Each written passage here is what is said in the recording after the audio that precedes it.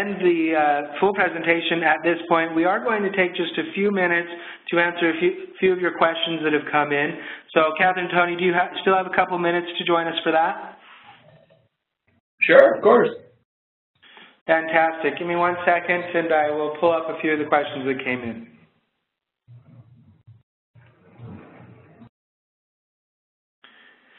Okay. One of the first questions is, how do you help develop passion in your employees? Do you guys want to take a first stab at that? That's a really good question. One of the things that we are interested in doing and developing strategy around when we think about Love Utah, Give Utah, is how we can best incorporate employers into our strategy. So how do we not only reach out to them and talk about Love Utah, Give Utah as a potential way as employers to get their employees involved in giving and have it as their day of giving in their company, but in doing so, how do we use the platform to be able to connect the employees to causes that are important to them, and actually that's part of the beauty of Love Utah, Give Utah is that it is about all causes, and there is something for everyone there. And so I think for us, what we're trying to figure out is how do we best get in front of employers to be able to talk about this, and what then that allows the employers to do is talk about how passion can be an important thing in their own company, and how they can use vehicles like Love Utah, Give Utah as a way to sort of direct that passion, because I think it makes for well-rounded employees, but it also shows the employees that it's something the employers are excited about, are passionate about, want to make sure that their employees bring to the job and are able to sort of, in some ways, marry some of their personal interests with things that they can do at work as well. I'm envisioning that slide you had up, Dustin, of the tree. Don't forget where you came from. And if employers have an opportunity to, remind and gather their employees and discuss where they came from and be re-inspired of kind of the core, the heart of the passion, then it can lead to greater success as well. So I think that that in addition to what Tony said, just thinking of that. Absolutely. And, I wonder if employees are even asking. I think so many times companies set the strategy for their employees, and they never even ask them what they're passionate about. And so I think one of the simplest ways to develop passion in employees is ask them what they're passionate about and then deliver that product to them. Yeah, absolutely. That's great.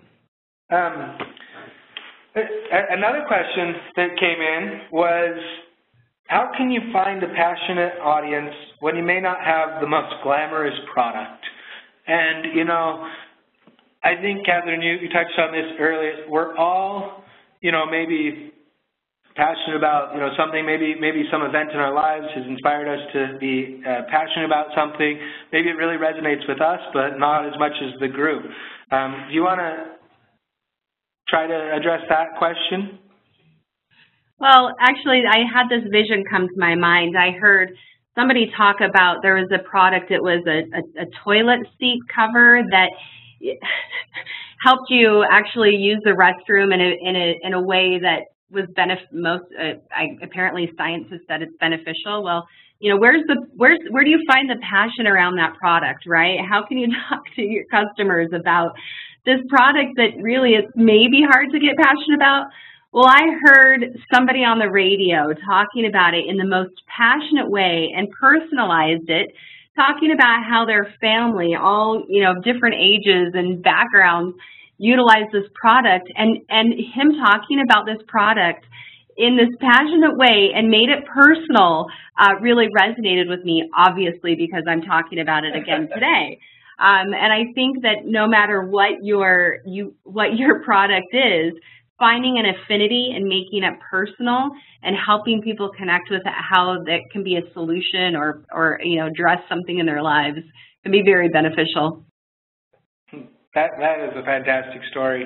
I don't even know if I should be plugging this, but along those exact same lines, for those of you who haven't heard of this, but the Squatty Potty has probably done one of the best jobs of doing this. And so I will just encourage you guys to go out and just look at that product and what they've done. And I think that would actually answer the question. And I think you've done a great job as well. It really is that personal touch. And just when you care and express that to others, how you can instill that passion to the group. Let's take number 3 here. How do you tap into the emotional impact of an audience? I think the last part, it seems hard to connect with them. Tony, you want to take that one? Sure. I think this goes back a little bit to what we were talking about earlier. And, for me being new here, being able to make that connection is difficult, and so the best way for me to do that, and the sort of strategy I've been trying to employ as I've been here, is to really understand and listen about what is important to the people I'm talking to, and then if I understand what's important to them, what are the causes that they're interested in. What are they passionate about, then I can do a much better job of connecting them with whether it's the nonprofit organization here or whether it's an issue that other people are interested in, and making connections with other people as well. I think, one of the ways that community gets built is by connecting individuals, often, sort of diverse individuals, across organizations or cross boundaries.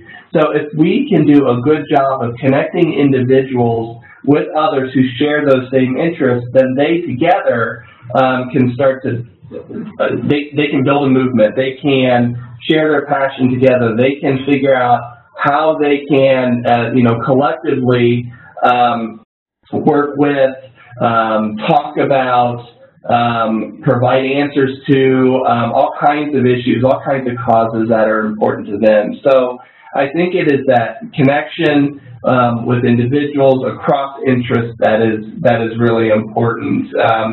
And we're lucky here at the foundation because we talk with individuals and organizations all the time. So we have this. We're in a very unique and very beneficial situation, I think, where we really can make those connections complete and get people excited about the causes that they have and the issues that they're interested in. Absolutely. Catherine, have anything? Yeah, I think that was a great summary, and just having a conversation, listening to people, what they're passionate about, and finding ways to help them, implement that passion into meeting their goals. Yeah. No, Absolutely, I agree. I think it was a great answer. Thank you both. I think we have time for one more question, and this may really resonate with a lot of people out there. As I know, we all kind of have our ups and downs in our workplace, but the question is it time to look for a new job or just to find new passion in my current job? I think I can take a quick stab at that because I work in an agency environment, and not unlike many other industries out there, but we're kind of a 24/7 operation, and that doesn't give us a whole lot of time for maybe some of the other things that we're passionate about within our own personal lives, and just kind of keeping that work-life balance. And so, it's not hard to start to lose that passion and see people, looking out the window and playing and wish you were out there, kind of a thing. But I don't know that that always means it's time just to jump jobs. I think this can also be related to just even what are you in business for? And so for me, I see all those things and I work long hours, but I'm quite passionate about the different products that I've been able to develop and the brands that I'm able to cultivate and find successes with. And really that's the thing that drives me. And so that's a passion within what I have that I think drives me and engages me within my company. And so I don't necessarily need a lot of the other fringe benefits that might go with it. I don't think that's what everybody has out there. And in that case, I think you might consider finding what it is you're passionate about. I think you should be happy in both your home and your workplace. And if you're not, maybe you don't have passion for what you're doing, and you might look at a different opportunity. But I think I'd first look inwardly and figure out what is it you're really passionate about, and maybe it still is within the place that you're at. And again, I think even with businesses, so many businesses fail because they think that it's an easy opportunity. There's low-hanging fruit in this, sector. There's a product that they have built, but they really don't care about it. And in fact, I'm thinking of a story that I was just listening to. I believe it was a TED Talk, and it was the race to be the first people in flight, and it was the Wright brothers. And unfortunately, I don't recall who their competitor was, but their competitor was actually more well-funded, more knowledgeable, and basically set up for success a lot better than the Wrights were. But the person was basically motivated by becoming rich and famous. And ultimately, they were, the Wright brothers obviously won, and the competitor, when they saw that, they didn't really think to say, hey, okay, now we have this, we figured it out. Now how can I improve upon it? They basically closed shop and moved on to the next product. And I think a large part of the reason that they didn't win the race to the first man in flight was because they had no passion for it. And that's why, on the flip side, the Wright brothers did. I don't know if you guys have additional thoughts on that, or what you think when you might lose a little bit of the passion in your job and how that might affect your current employment status. I just think, you made some great points, Dustin. Maybe to add on to that is just to remember to find time to recharge and to find balance in your life. Even when we're most passionate about something, if it's just we're working so hard all the time and we don't take time to recharge our battery or to get re-inspired, then we're going to just, work ourselves into the ground. And so having that balance, and then also I find myself getting most invigorated when, in addition to having this moment to recharge my personal battery, also when I go through a planning process for our project, for work, I do find myself, you see those sparks of passion and you're like, oh yeah, it is still in there. And maybe if you've done these things and the spark isn't in there, then it is time to find something that you're passionate about. But make sure you don't jump too soon and don't get too distracted by shiny things before you make sure that the jump is the right move for you. Well said. Did you have something, Tony? No, it's a great point. Yep, I absolutely think so. And I think that's a great place for us to end. I think we're also out of time. I want to thank you, Tony and Catherine. Really appreciate you joining us today. Thank you for having us. Yeah, thank you. It was a lot of fun. Absolutely. We want to thank everybody out there for joining us today as well. Want to let you know that we will have our next webinar event on the third Tuesday of March. We did move it 1 week just to help us with some internal things and deliver some of the promises that we have for you guys as far as getting recordings out and whatnot. And so do note that that date will change to now the third Tuesday of the month. Our topic next month will be automation. I'm really excited about it because I think we're going to teach you some tools as well as some tips and tricks that will help you do a whole lot more with the resources you currently have.